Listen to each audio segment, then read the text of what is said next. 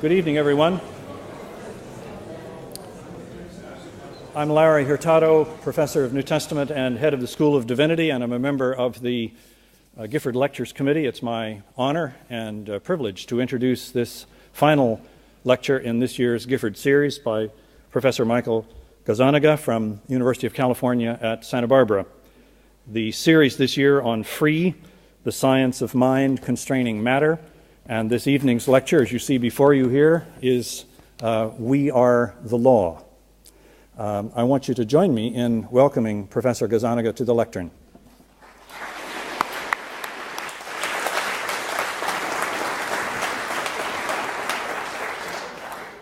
Thank you, and thank you, Hardy Souls, for the last lecture.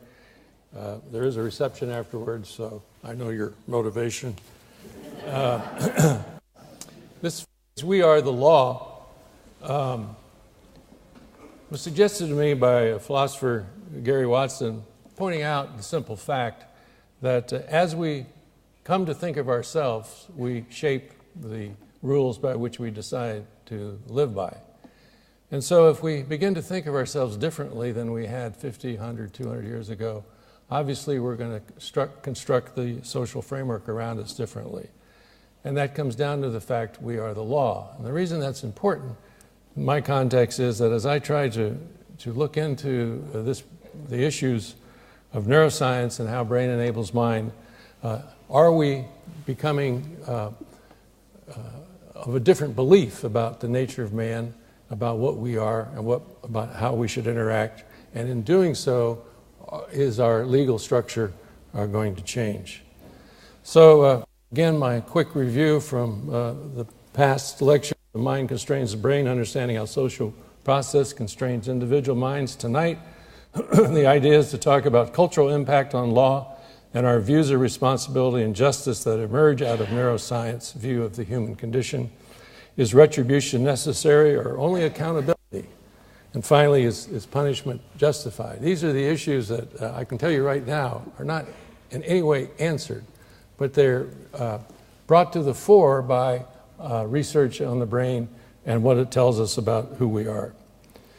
So first of all, the cultural effects on cognitive processes are real. Culture plays a significant role in shaping cognitive processes, and I'm going to show you an example of that.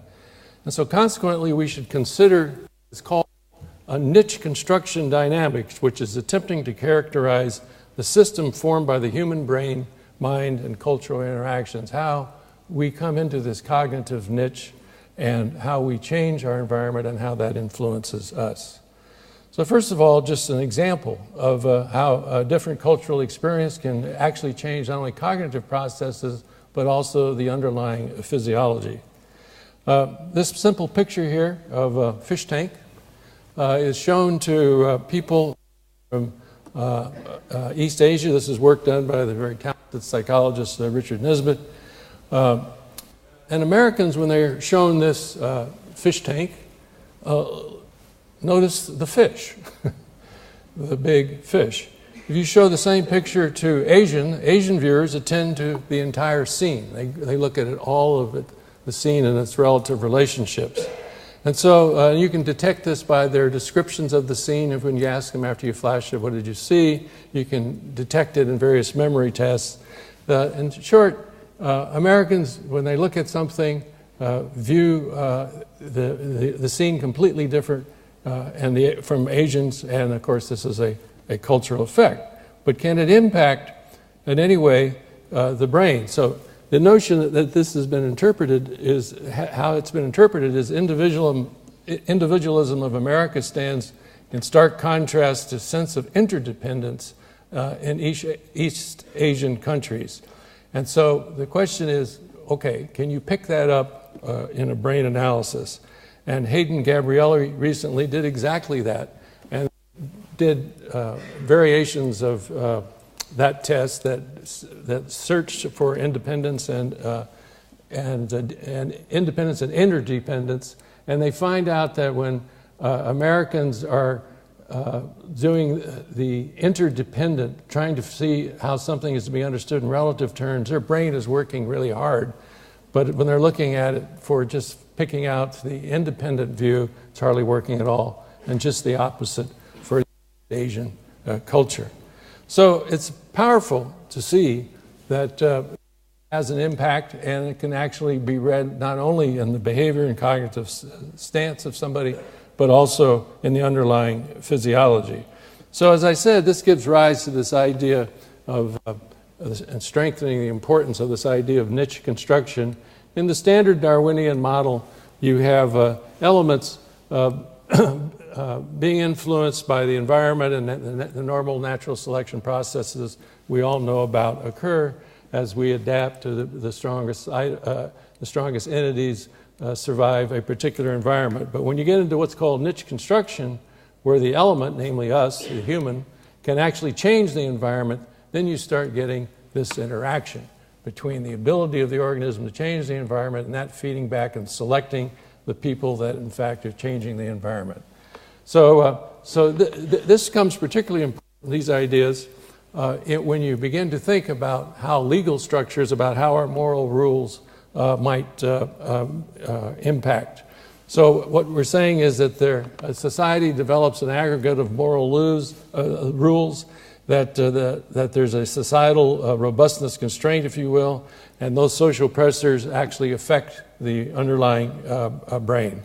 And so you see how culture impacts development and evolution of neurocircuitry. You can see how this thing over time begins to shape actually who we are. So these moral systems and understanding them become real, and they become important, very important to understand.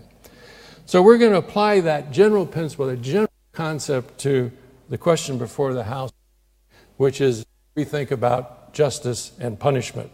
And I'm going to show you an event in American history that will get us to the essential problem. This version tracks the limousine and maintains President Kennedy and Governor Connally at center frame. This version is only in slow motion.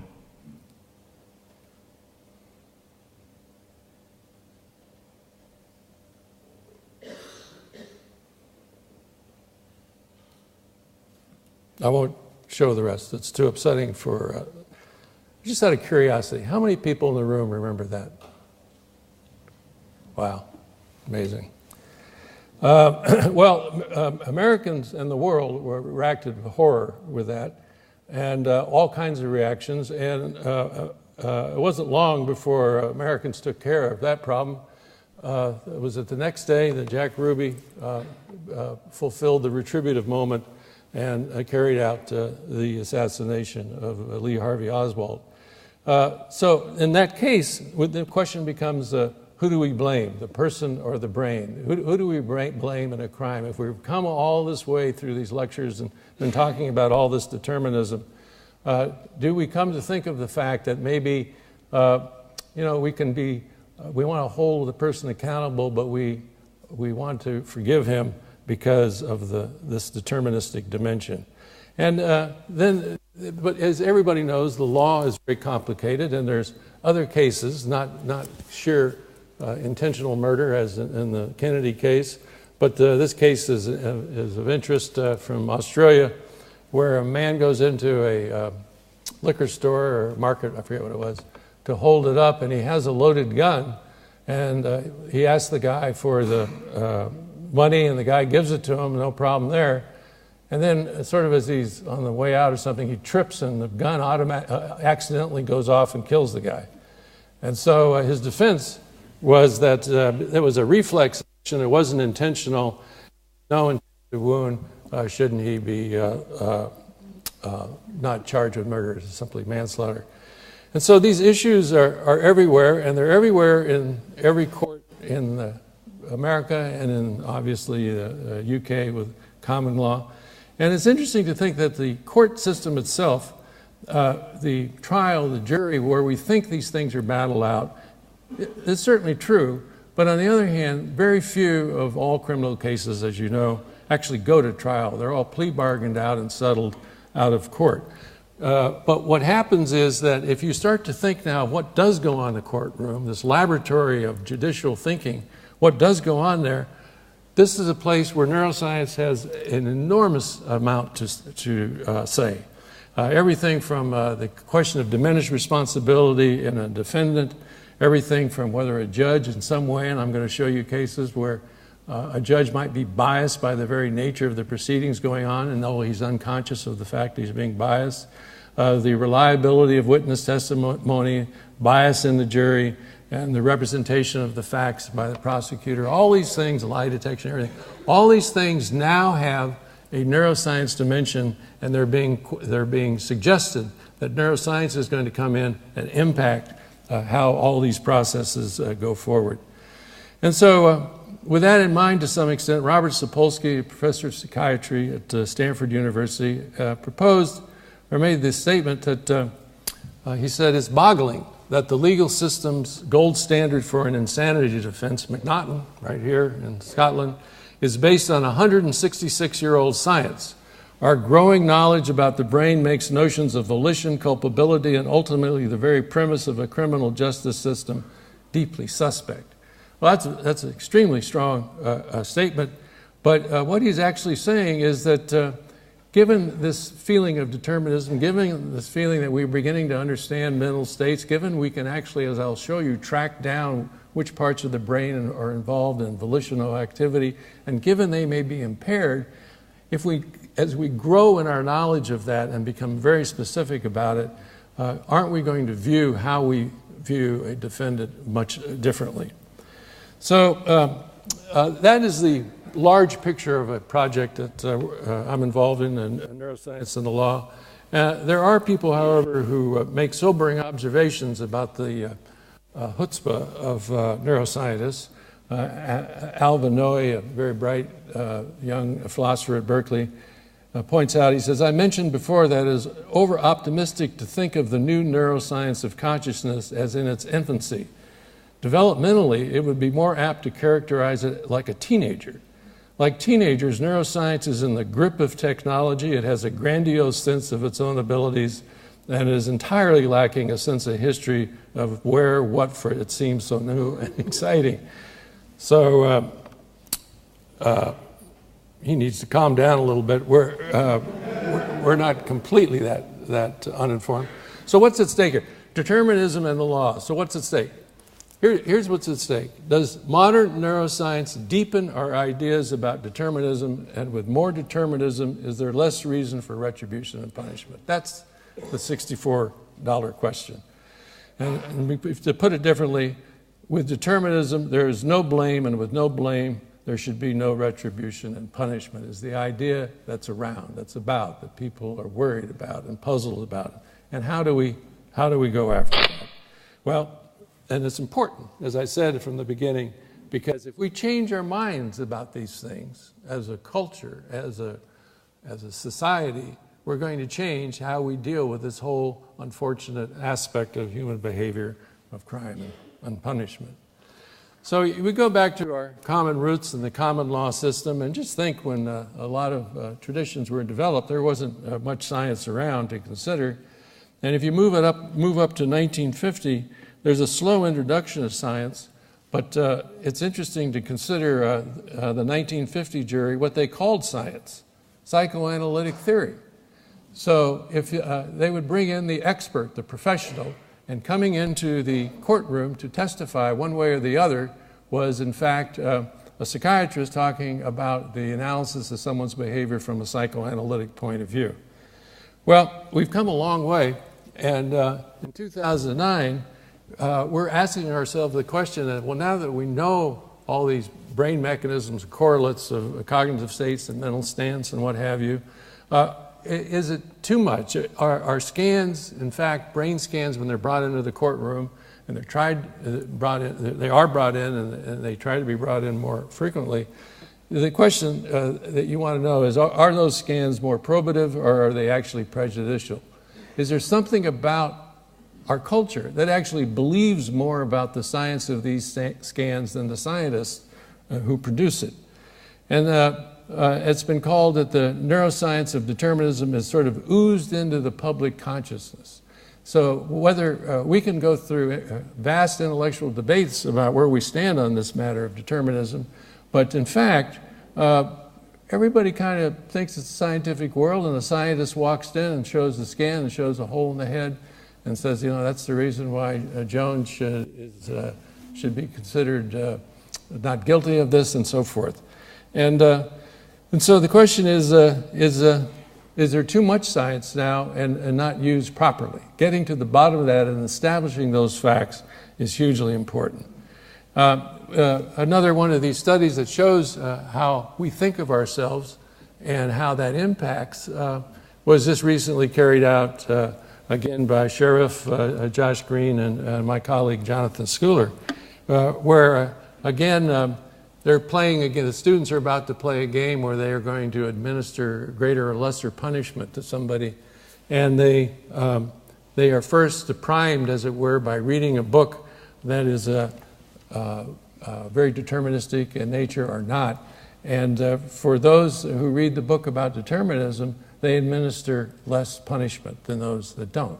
So how we come to believe about this thing, about these issues, about the nature of ourselves, is going to, I think, influence who we are. So the first issue then on this neuroscience and law question is we're going to look at determinism and exculpability. And we, of course, looked at, in Lecture 4, we looked at the march towards determinism as it comes from neuroscience, and we don't have to go through that again. And you take that into the legal framework, here's the situation. Basically, law looks at the brain in this simple pattern. There's a practical reasoner that is working freely in a normal brain, producing action and behavior. That's the practical reasoner model of anybody, of humans. And then, so personal responsibility is a product of a normally functioning brain, is sort of the setup for how these matters are considered now. And so something occurs to the brain, a lesion, an injury, a stroke, or a neurotransmitter disorder, whatever it is, that makes the brain not function normally. And there's many, many examples of this. A classic case in the United States is the case of Simon Perella, who in 1982, a judge sentenced to death for what's called what is first-degree murder. And 21 years later, after fighting it through the courts and everything, he was picked up by a set of lawyers who didn't believe the charge. I thought there were other circumstances. A brain scan was the evidence that essentially was offered as to why he should be excused from this crime, and in fact, ultimately, he was. So it was evidence that a brain scan can have a powerful effect on the outcome of justice. And of course, in the famous Reagan situation, I just found this video very, very interesting. I'll see how many of you remember this. 25 years, it remains a moment seared in history. The attempted assassination of President Reagan in March 1981. This rare, unedited video of the shooting captures the... So, you would think the Americans have a problem with this, given the two samples I've given you, but that's just the history. Anyway, John Hinckley, who was obviously the murderer, or the attempted assassin there, in fact had dilated ventricles, and in fact a case was made by a Harvard psychiatrist that he was demonstrably schizophrenic based on this physical evidence. It didn't get into the actual decisions, so quite deep into the process. But again, it was an evidence that you can have a diminished brain and use it as a reason for exculpability. So the problem with that story, the simple brain disruption story, the brain injury story, the neurotransmitter story, can be seen in any number of ways. In schizophrenia, of course, there are abnormal neurotransmitters, and there's a higher incidence of arrest, usually drug-related amongst schizophrenics. But there's no higher incidence of violent behavior in schizophrenics who are maintained on their medication, and there's a slight increase of violent behavior on ones who are not, but it's a very low number. And so here's the situation where just because you're going to use the defense of schizophrenia because it helps you in one case, it also improperly liberates you from another case. And it isn't the case that if you have schizophrenia, that you all of a sudden your base rate of violent behavior goes up and you're vastly more likely to commit a crime. And the same is true. So the brain has no area of network for responsibility is what you get out of that. And another classic sort of thing are the left frontal lobe lesions. This is the famous Phineas Gage lesion that made him violent or increased his violence. And there's no question that people with left frontal lobe lesions can become clinically odd. Their family and spouse note it, the patient can note it. Yet, if you look at the increase of their incidence of violent behavior, it goes from the normal base rate of about 3% in our culture up to 11%. Nothing's a switch. Nothing just, if you make a lesion in the brain, you just switch on violence. So you can't just take these cases and say, oh, because it occurs in one case, you can't generalize it out to another. If it was concluded that people with left frontal lobe lesions were going to be made exculpable for their behavior, you can imagine people with left frontal lobe lesions saying, you know, I have a built-in excuse to carry out a few revenges that I want to do, and I will get off scot-free. So you got to be very careful. It can flip on you, and it can be used in an inappropriate way. So the question here, the brain really has no area or network of responsibility, and as we've said before, the area of responsibility, the way to think about responsibility is in the culture and the interactions between people, not in the brain. But brain images are very prevalent. They're in the courtroom, and they have to be dealt with. And so, and why? Well, rethinking fMRI is what we're going to do, but first of all, its claim, functional brain imaging is the basis of the growing tendency to think of the brain in deterministic terms. There's no question about that. It seems inevitable that the findings of functional brain imaging examinations will be introduced as evidence in legal proceedings. There's absolutely no question about that. However, the question is, closer inspection of the technique really casts doubt on these interpretations and expectations. I just want to mention these in passing because it's very important to understand this. And let's call it for it's the problem of individual variation. That everybody's brain in this room probably is slightly different, and it reliably solves problems in different ways. And one can see this fact. I mean, there's a rich history of individual variations, and people have known about this in psychology for years, of course.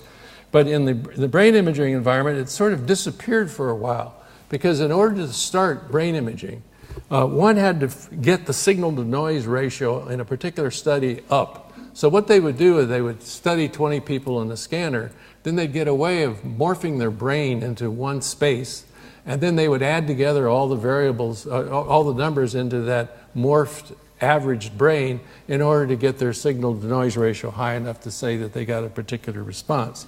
And this was done by the great French radiologist Jean Tillerac.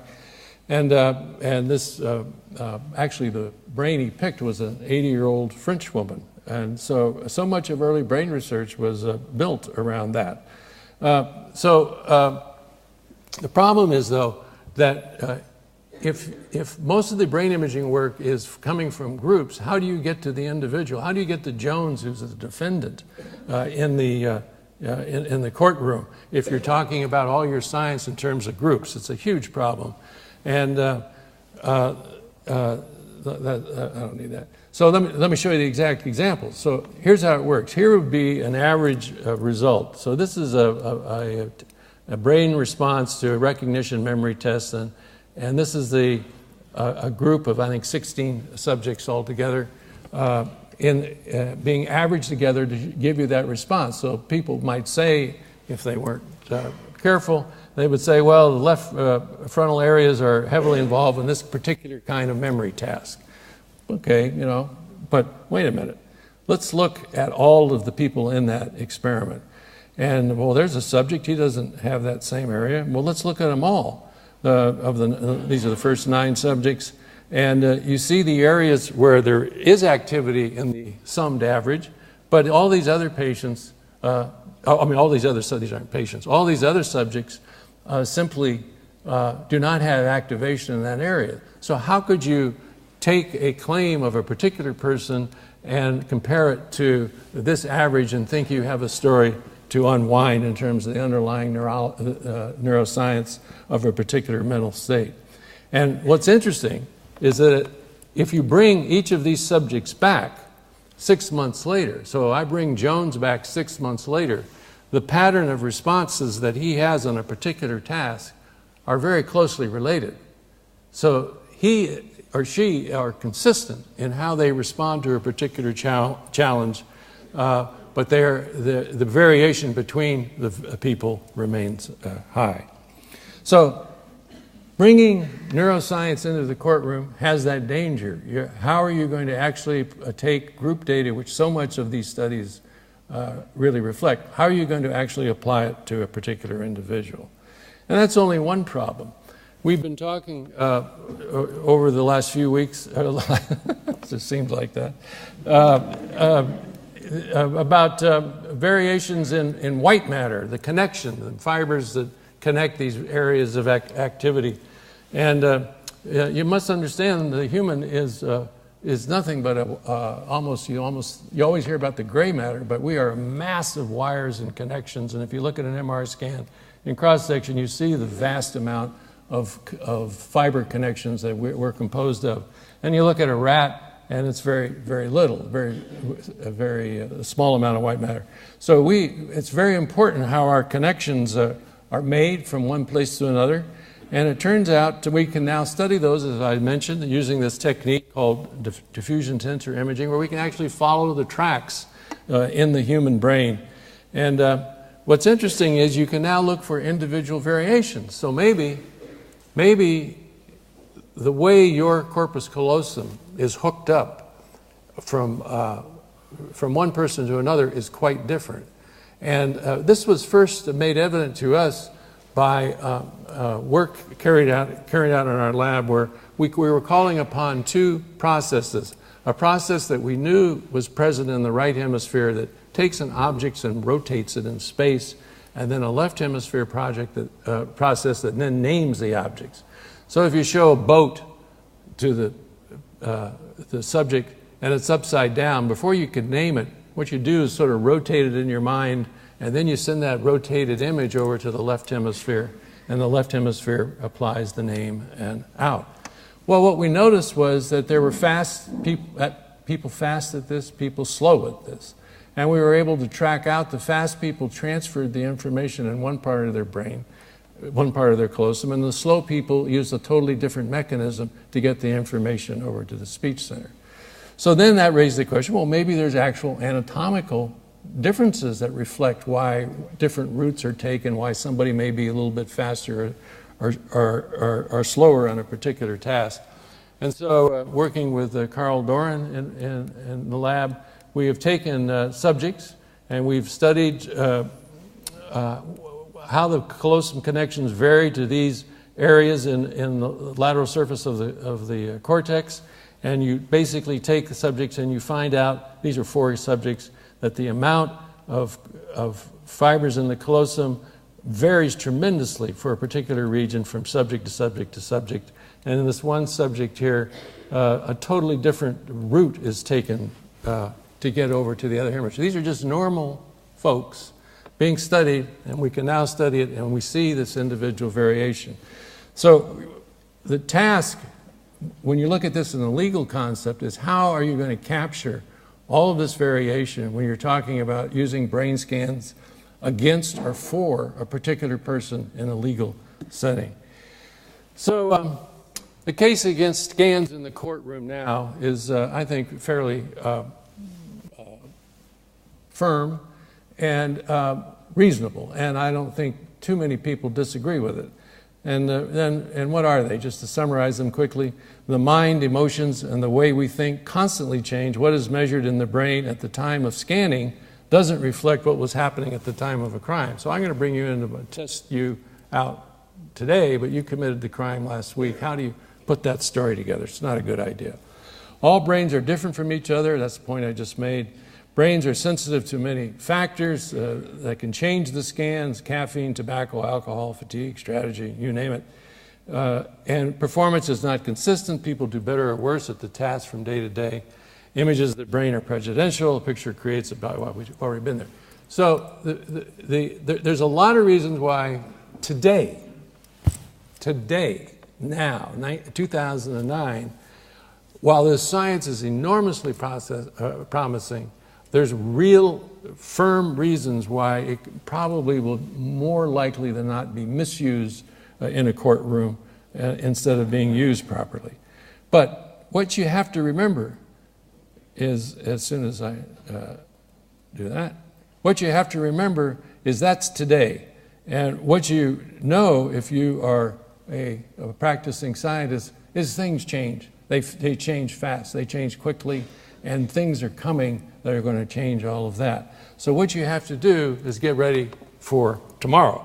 And tomorrow, there's going to be by tomorrow, I mean 10 years, 15 years. You can't predict it because somebody will come up with something and there'll be an exponential growth in the understanding of how a particular scientific view can be applied to a larger question. And let me just give you a clue about how and what may be coming. We'll go back first to the foundation of Sir Edward Coke's maxim, which is central to American and British common law, the actus non facit rois nisi mens sit rea, better known as mens rea. I just put it down there for the fun, trying to translate it. Moving through not the making, defendant, if not mind, he is rea. Remember when you used to translate Latin sitting in your desk upstairs while everybody else was watching television? It made no sense to you then? Well, you were right. It makes no sense. The act does not make a person guilty unless the mind is guilty. You need a guilty mind to be guilty of a crime.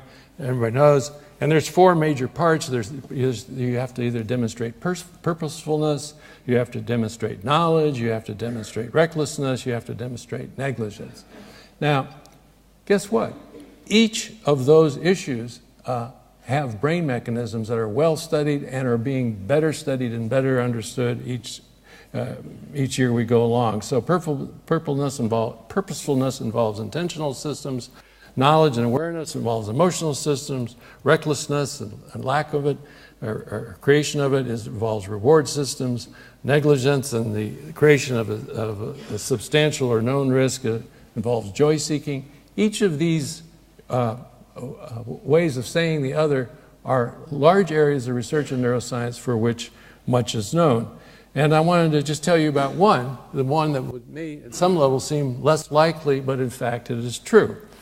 If you take, this is recent work by Desmerget, and it's fascinating. If you take normal folks and you stimulate, actually these are normal folks with their skulls on. This is a pictorial representation of it using that stimulating device we talked about earlier. But here's his astounding discovery, that if you stimulate in the right parietal area at a low rate, you have the subject has a sensation that he has a conscious attention. If you stimulate in these areas, and there may be a difference here between the red and yellow, it's in the parietal lobe. If you stimulate at a higher rate, there's awareness of action despite the absence of muscle. In other words, the person is sitting there and he or she is convinced that they've just carried out an act and they haven't done anything yet. So there's an attention, there's the belief of awareness of action, but even more strangely, if you stimulate in the frontal areas, the subject produces a multi-joint movement, but the subject remains unaware of it. So you can break these things apart. You can see particular brain areas that are going to be involved in particular acts of what you think is a willed activity, and as the as the neurologic scanning comes in and says, well, look at Jones has a lesion here. His ability to form an intent is totally disrupted, or what have you. Anyway, along the train from intention to motor act, there's going to be a story one can tell about whether the person is functioning normally or not. And this work is also attention to intention areas was nicely demonstrated by the young cognitive neuroscientists at Cambridge, now Columbia Lau, and we mentioned this work briefly the other day. So this is what's coming. There's going to be mental states, mens rea mental states are very important in determining guilt or innocence, and there's going to be claims coming down the pike which are going to be tighter than what can be currently stated today on these fronts, and that, I think, will have an enormous influence on how we think about ourselves and how the law will deal with it. So another area of practical, more practical nature is of interest. The problem of bias in the courtroom is a big concern, and Supreme Court Justice Arthur Kennedy observed, the law makes a promise, neutrality. If the promise gets broken, the law as we know it ceases to exist. It's obviously true. And the question is, how much of it's sneaking in unbeknownst to people involved in the judicial process? Are judges being manipulated by things they don't even think are manipulating them? They know when they're being manipulated by the attorneys, or trying to be manipulated. But about other more subtle approaches. So one example of this comes from, if you remember the Duke lacrosse case several years ago, where Duke students were accused of sexual activities with a couple of women, and there was deep problems about it. And well, it turns out it was a problem probably of eyewitness bias that arises out of something that is well known in psychology called own race bias memory. So people of one race are very good at detecting differences in facial features of their race, and they're very poor at detecting people of another race. And this does, so black versus white, Asian versus black, black versus Asians, every God, all of a sudden the races of the world got departed in my head. So whatever it is, we are very good in practice at our own, and this has been used in courts for years at a behavioral level. But along comes a young colleague of mine, David Turk, who now is at Aberdeen, and he demonstrates that this own race bias phenomenon is localized to processes in the right brain. So now that it has a neurologic meat on it, as it were, it becomes a very powerful tool to be used, and I think this is another example of how neuroscience will impact the nature of evidence, which will ultimately impact the law. But more interesting on this bias question, work done at Princeton by Susan Fisk in her lab really is telling. What she did basically was study normal undergraduates on a series of people having a particular emotional state. And it turns out that if you study people that faces that depict, that elicit the emotion in you of pity, there's a certain brain activity pattern. If you study people that are eliciting pride in you from the way she sets up the experiment, there's another sort of brain activity profile. If you study envy, there's still another network that seems to be activated under that. But then you throw up in that story someone that elicits the emotion of disgust, and in particular examples to say a drug addict. There's a reaction of disgust, and the brain activities are totally different, and they're no different than when you look at a rock, an inanimate object. So what happens is that we have somehow taken this defendant knowing his crime, you look at him, and you're not doing this consciously, but you're having a totally different simulated response to that person. And how can that not powerfully influence you and potentially change how you're going to evaluate that person in punishment. So that's all. That's all getting the person, the issues that get the person charged, and basically people get charged and are proven guilty. They are the agents of the crime, and that's kind of the easy part. It's been pointed out to me by justice after justice. All of what really is going on goes on in the sentencing phase of a trial, where you're trying to look at all the factors that may be mitigating the person's act. I mean, Jones did rob the store, did kill the person. We know that. What are we going to do about it? How are we going to treat Jones with relationships to everything we know? And so the Mother Justice brings at this point in all the issues that we know about in ethics and rationality, law, natural law, fairness, religion, and so forth. And again, I say it's at the sentencing and mitigation issues. So if you have a belief that people are personally responsible, then you have an understanding why retribution seems appropriate, and punishment as well. If, on the other hand, you have this determinism view, and what you're really concerned about is accountability is probably all that really matters. You're thinking to yourself, and out of that can grow some kind of forgiveness. These are tensions that go on, as you'll see, every day, up until this week's Scotsman. I'm going to give you a couple of examples locally for the fun of it. But it is obviously a tension that is with us. And it comes early. In fact, apparently we're born with it again. You know, I mean, people, the developmental psychologists, constantly are taking human activities that we think we've learned and honed and developed and sent off to school and learned all the details about, and then they, wiggle a couple of things in front of babies and find out, oh, the baby's already got it, and all we've been doing is adding, ornaments to it and tinsels and everything. And so here, I mean, innate infants and fairness. This is the work of very talented psychologist René Balageron, and again, working with David Premack, who we've talked so much about.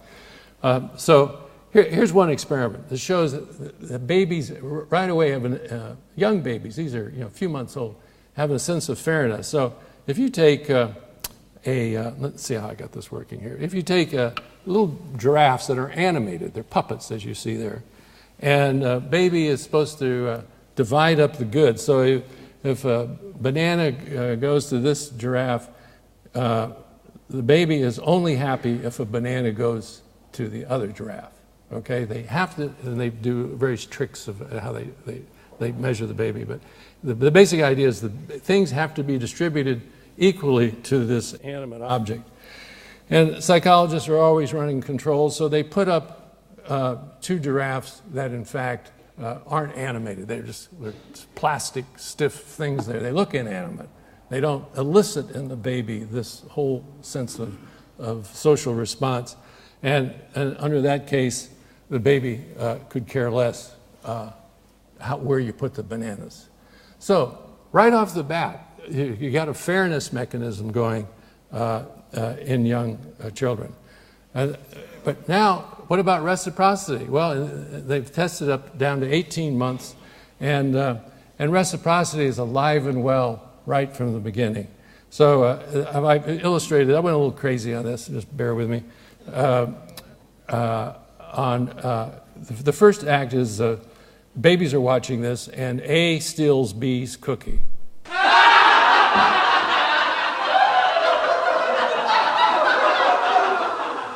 Okay, that's a little much. But babies not surprised if B steals it back. They're just not surprised.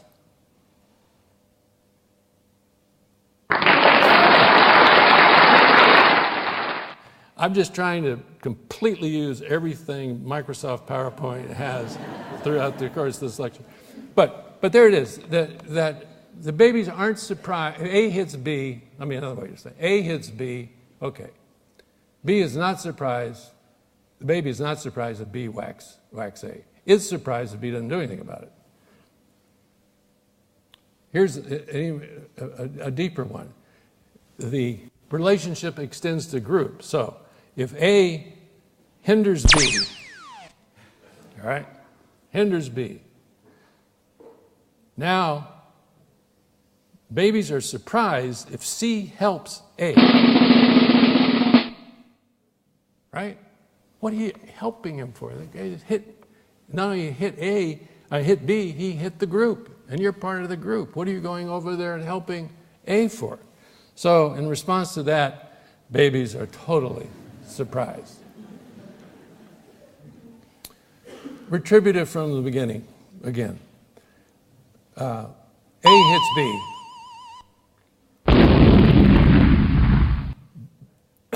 Babies are not surprised, as I said, if B hits A. Absolutely not surprised. So there you go.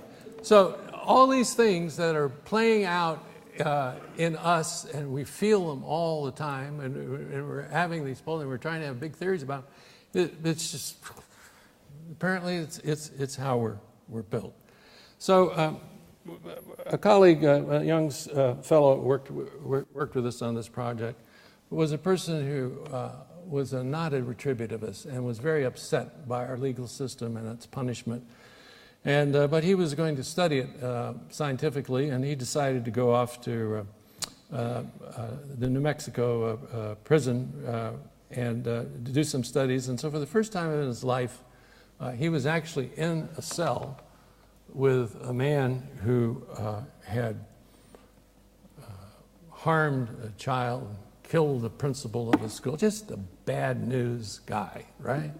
And he was sitting, right there, and he was there, and he was in his orange suit, and he says, he'd been a practiced pacifist, and he just said he just felt, just the retributive thought coming up in his head, and it raises the question, so no one seems to argue too much that there is this retributive response. And the question is, why is it? Why is it tied into us like that? Well, in evolutionary time, when we're having to deal with our social groups and someone acts antisocially, there wasn't a jail down the street to go put the person in, right? So you probably had to carry out a violent act to deal with the matter. And is that emotional response that gets you ready for that what we are still carrying around with us? I like the way the British philosopher Janet Richards put it.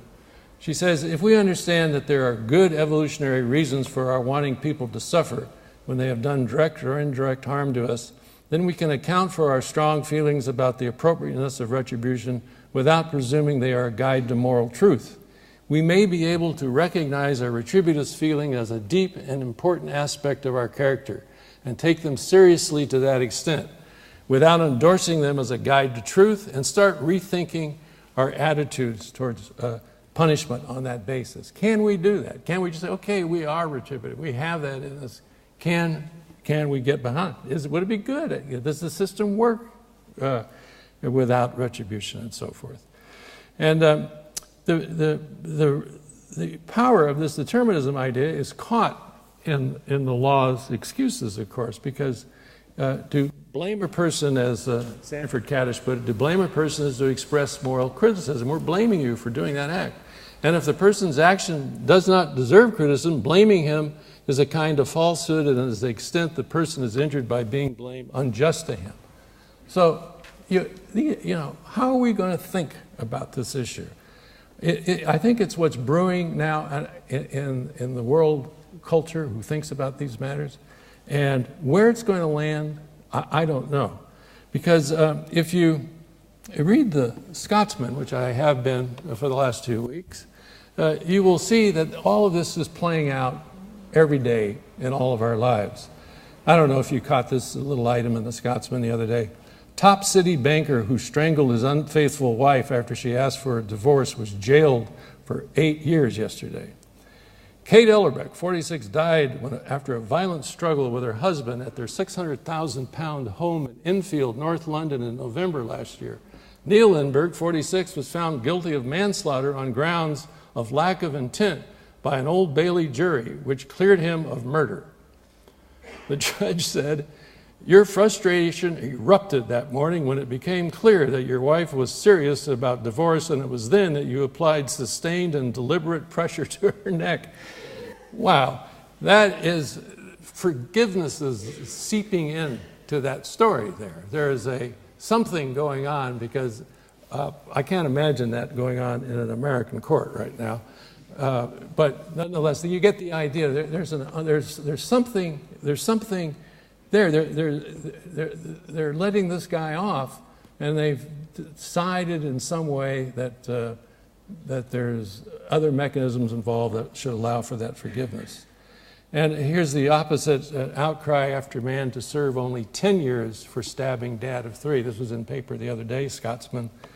Maybe you're familiar with this. Fury erupted yesterday when a man was jailed for life for the knife murder of a member of his extended family. Philip Graham was ordered to serve at least 10 years before he could apply for parole.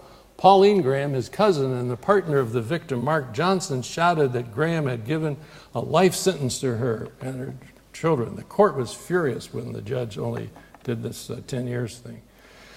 Graham of West Pilton Terrace, Edinburgh, admitted murdering Mr. Johnson, a father of 3, outside his home in Haddington on 14th of June. Earlier that night, following a family engagement party, Mr. Johnson became involved in an argument with Graham's brother, whom he punched. Retribution was sought, and Graham attacked Mr. Johnson on his street near the home.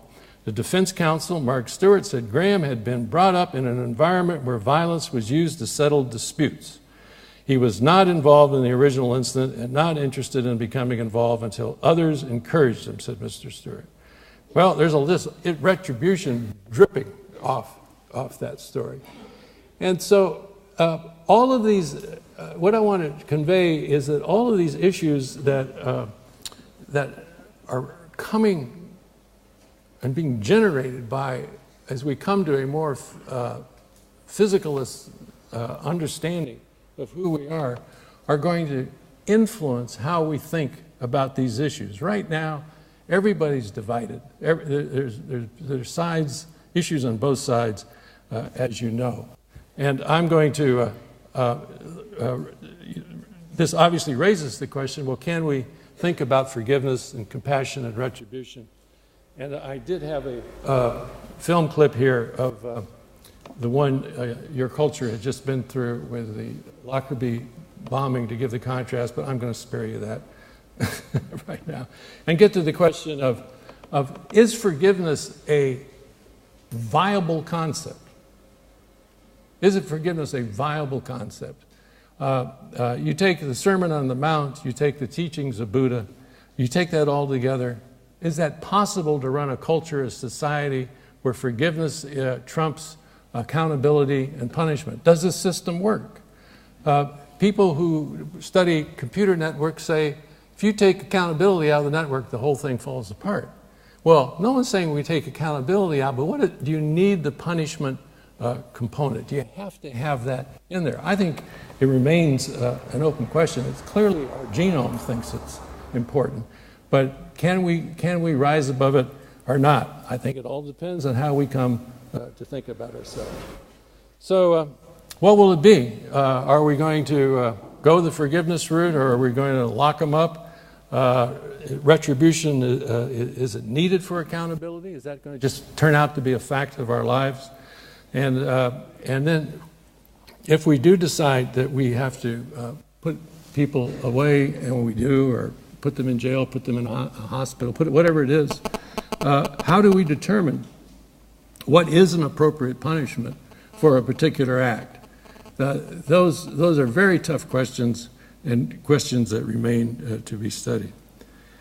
So I want to leave you with if I was pulling all together a couple slides where we've been in the last 6 lectures, I want to leave you with this picture and a visual metaphor about it. Of course, we've been talking about how there are all these emergent properties as you go from basic particles up to the mental, up to the social, how those two interact. And this thing is just way too slow. And how that then constrains us and feeds back down into constraining our own actual physiology and behavior. And the notion is that this is a dynamic event going on throughout the whole milieu of our existence. And if I was to try to put this into a visual metaphor, wait a minute, excuse me, this, I went overboard there. If I put it in a visual metaphor, how about this? Here we are in this world of physical forces we all know about, with their consequences for us, their control on our behaviors, and we try to strike out even though we remain the social forces are with us, the physical forces are with us, and we try to strike out to maintain our independence from all of that, as depicted here.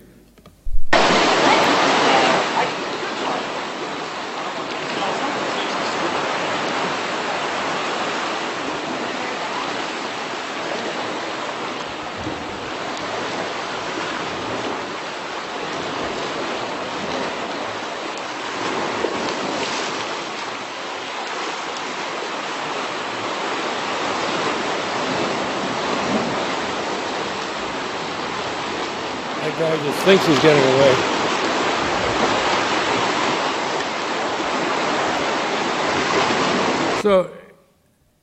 So the way Einstein would have put that situation and the view from determinism is, as he did say, if the moon in the act of completing its eternal way around the earth were gifted in self-consciousness, it would feel thoroughly convinced that it was traveling its way of its own accord. So would a being endowed with higher insight and more perfect intelligence, watching man and his doings, smile about man's illusion that he was acting according to his own free will. Now, okay, that's fine. I mean, that may be a version of saying the interpreter.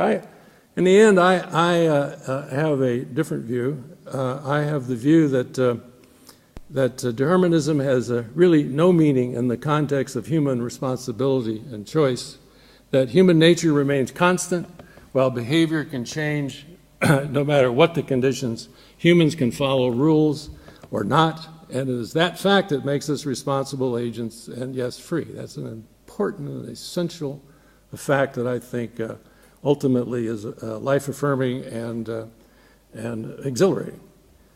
Now,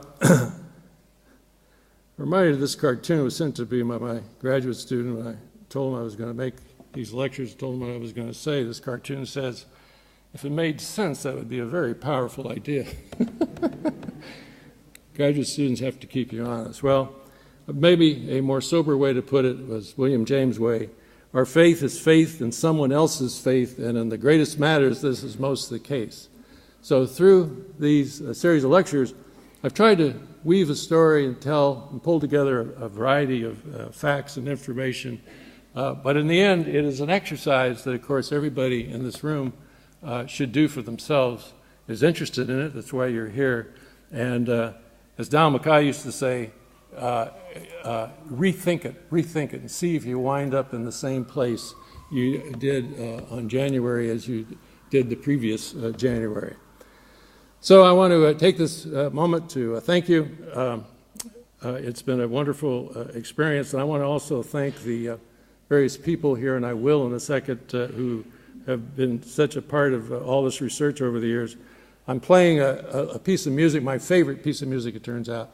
But some people say it sounds like a funeral. That's not what I mean. It does signal, however, the end of this terrific experience.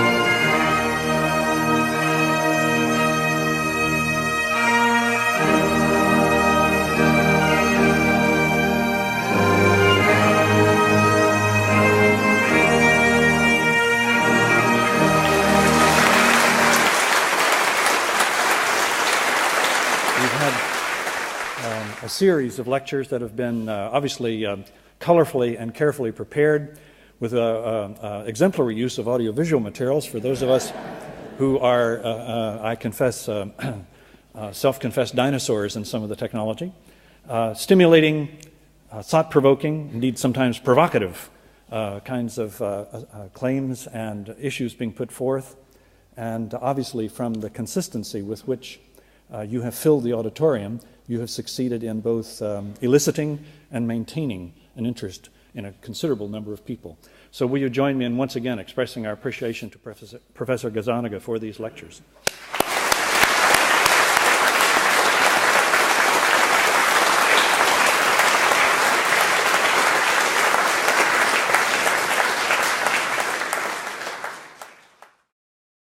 This production is copyright the University of Edinburgh.